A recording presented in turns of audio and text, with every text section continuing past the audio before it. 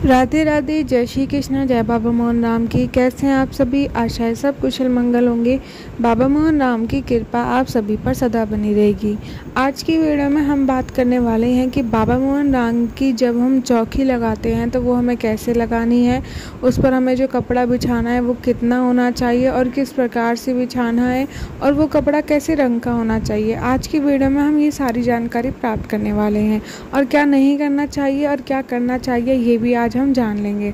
तो वीडियो को आखिरी तक देखना। वीडियो अच्छी लगी तो लाइक करना, चैनल पर नए हो तो सब्सक्राइब करना, साथ में बेल आइकन को प्रेस कर देना ताकि आगे आने वाली वीडियो की नोटिफिकेशन आपको समय पर और सबसे पहले मिल सके। तो चलो अब करते हैं वीडियो की शुरुआत, जिसमें आप जानेंगे कि बाबा मोहन राम की चौकी को कैसे स्थापित करें अपने घर पर। अगर आप बाबा मोहन राम के भक्त हैं और आप बाबा मोहन राम की चौकी लगाना चाहते हैं तो आपको कुछ बातों का ध्यान रखना होगा। जैसे कि जहाँ भी हम चौकी लगाएंगे वो हमारे घर में जो स्थान होगा वो एकांत स्थान होना चाहिए।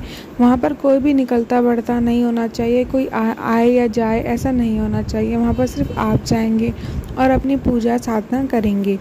इसके अलावा इसके बाद आपको बाबा मोहन राम की चौकी जहाँ भी आप लगाएंगे उस स्थान पर कोई गंदगी नहीं होनी चाहिए। चौकी लगाने से पहले आपको उसे गंगा जल से पवित्र कर लेना है। चौकी जहाँ भी आप बाबा मोहन राम की लगाएंगे वहाँ पर पहले की कोई ऐसी चीज़ सामान, आपके घर का कोई सामान नहीं होना चाहिए, कोई गंदगी नहीं होनी चाहिए।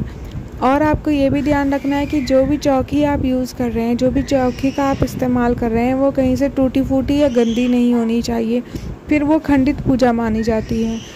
इन बातों का आपको ध्यान रखना बहुत ज़रूरी होता है।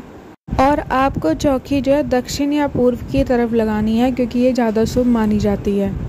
अगर आप अपने घर पर अपने बाबा मोहन राम की चौकी स्थापित कर रहे हैं तो आपको एक बात का ध्यान ज़रूर रखना है कि आपका कोई जो गुरु हो या कोई पंडित हो, आपको उससे पूछकर ये कार्य करना है।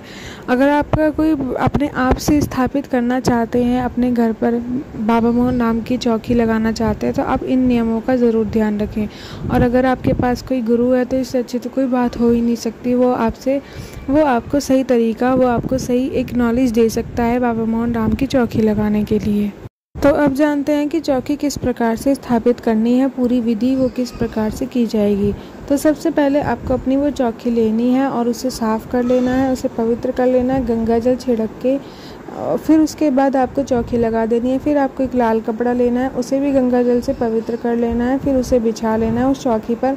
कपड़ा आपको इतना लेना है जो उस चौकी पर पूरा आ जाए और उस आसपास से भी वो पूरा ढक जाए।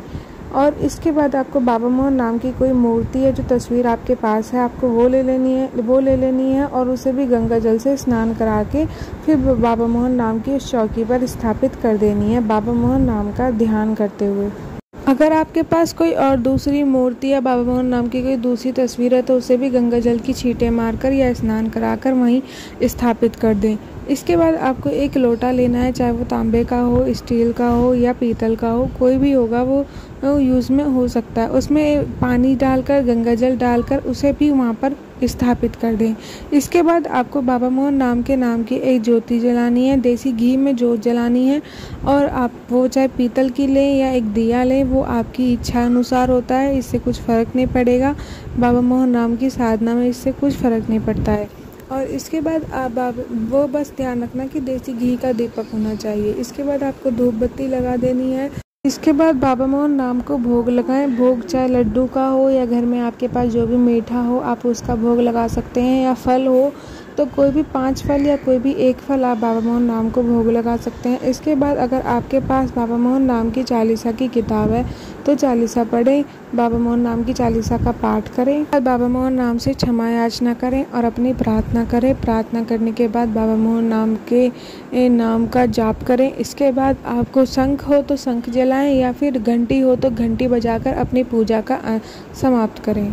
बस आपको ये ध्यान रखना है कि आप भी उन सब के साथ पवित्र होने चाहिए। सुबह की नित्य क्रिया पूरा करने के बाद आप स्नान कर लें, खुद भी गंगा जल से स्नान करें, खुद पवित्र रहें, साफ सुथरे कपड़े पहनें, उसके बाद ही बाबा मोहन राम की चौकी लगाएं। इतना आपको ध्यान में रखना है। और एक बात आपको मैं बता दूं कि पूजा में अंत में अपना पूजा पाठ करने के बाद जब आप शंख या घंटी बजाएंगे तो उससे होता ये है कि आपके आसपास की नकारात्मकता जो शक्ति होती है वो चली जाती है, सकारात्मकता फैलती है, पॉजिटिविटी फैलेगी तो आपके आसपास का वातावरण जो होगा वो अच्छा हो जाएगा। अब एक आखिरी सवाल जो ज़्यादातर भक्त जानना चाहते हैं, पूछते हैं कि बाबा मोहन नाम की चौकी पर जो कपड़ा होता है वो कितना लगाना है।